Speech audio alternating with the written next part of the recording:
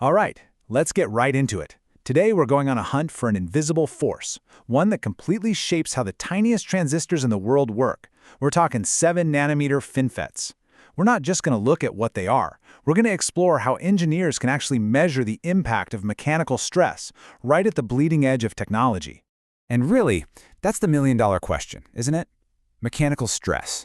You can't see it with a microscope. It's actually an engineered force, something put into transistors on purpose to make them faster, but it can also be a source of chaos.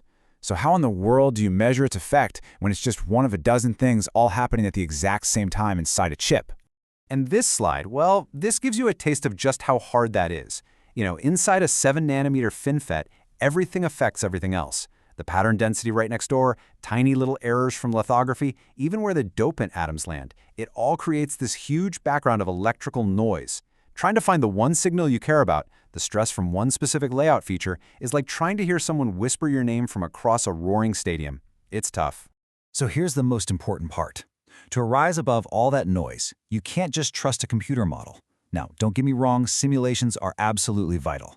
But the work we're talking about today, it's all grounded in the ultimate source of truth, real-world measurements from actual, physical silicon wafers. This is the real deal.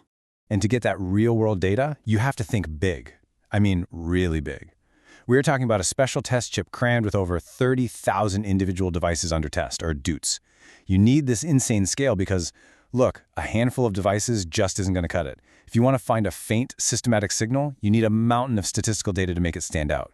So how do you even begin to manage an experiment that big? You need a master plan, a really disciplined, rigorous strategy that's built from the ground up to see the unseeable. And the heart of that plan is a methodology called design of experiments, or DOE. You can think of it as the scientific method, but supercharged for chip characterization. Instead of just measuring stuff randomly, you create this incredibly structured plan where you systematically change one specific thing at a time to see exactly what effect it has. And the golden rule for this whole thing is so simple but so powerful. Change one thing, and only one thing, at a time. By tweaking a single layout feature while you keep everything else in the local environment perfectly identical, you can finally isolate its true impact.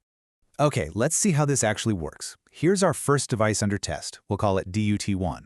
This is our baseline, our control group. Just look at it. It's sitting in this very regular, very controlled environment. This transistor is what normal is supposed to look like. And boom, here's DUT2. This just illustrates the whole idea perfectly. It is 100% identical to the first one, except for that one single, intentional change we made to the layout.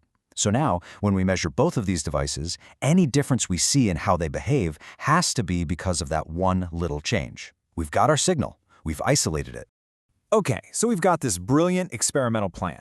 But a plan is only as good as the tools you're using. So let's talk about the specific tools and the measurement choices that make this whole thing possible. First up, what exactly are we measuring? We're going to use the transistor's drain current in its linear region as our main stress monitor. Why there? Well, it's pretty simple. In this region, the current is directly linked to carrier mobility, which is just a fancy way of saying how fast electrons can zip through the transistor. And stress directly affects that speed. If we were to measure in the saturation region, other effects start to cloud the picture. Things like parasitic resistance or velocity saturation, where the electrons basically hit a speed limit. The linear region just gives us a much cleaner, more direct signal. Now, let's talk hardware. Every great scientific mission has an unsung hero, and in this story, it's a piece of test hardware called the Passive Matching Array, or PMA. This is the clever bit of kit that lets us test thousands and thousands of devices efficiently and accurately. Let's break down what makes it so smart. Over on the left, you've got your classic test array, one device. Now look at the PMA on the right. It does something truly brilliant. It splits that one device into a perfectly matched differential pair. This simple move is a total game changer. It lets you make incredibly sensitive comparisons to detect the tiniest mismatches, all while being super efficient with that precious chip area. And this chart really just spells it out. It's comparing different ways to build these test structures, and you can see the PMA, right there in the middle, just hits the sweet spot. It gives you an amazing balance of high area efficiency, which means more devices on the chip, and fantastic reliability, which is absolutely critical for data you can trust. It was, without a doubt, the right tool for the job. So, we have the master plan, we've got the right tools.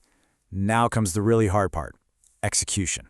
How do you actually go from a silicon wafer with 30,000 transistors on it to a clear statistical insight? The answer, in one word, is automation. This is not something a person can do by hand with a couple of probes. It takes a complete, industrial-scale automated workflow, just like you see here. It goes all the way from design and manufacturing to high-speed parametric testing with systems like PD Fast Test, and then funnels all that data into a powerful platform for analysis. It's a massive, repeatable data pipeline built for scale. And throughout this huge data collection effort, the key is to be statistically disciplined. By analyzing median values and keeping a close eye on the standard deviation, the team can actually put a number on that background variability, the noise floor, which usually sits below 1.5%. Once you know exactly how loud the noise is, any systematic effect that rises above it, even if it's just a few percent, becomes a real, credible physical signal. Which brings us to the payoff. We've gone through this incredibly painstaking process to pull these tiny little signals out of all that noise. So, what did the silicone actually tell us? Let's see how the data connects back to design. Now, this is the good stuff. This shows the raw power of this whole method. This is the real measured data. When a specific layout feature called a diffusion break gets placed near a PMOS device, that's the one on the left, its drive current tanks. See how the red line is way below the blue reference line? But now look at the NMOS device on the right.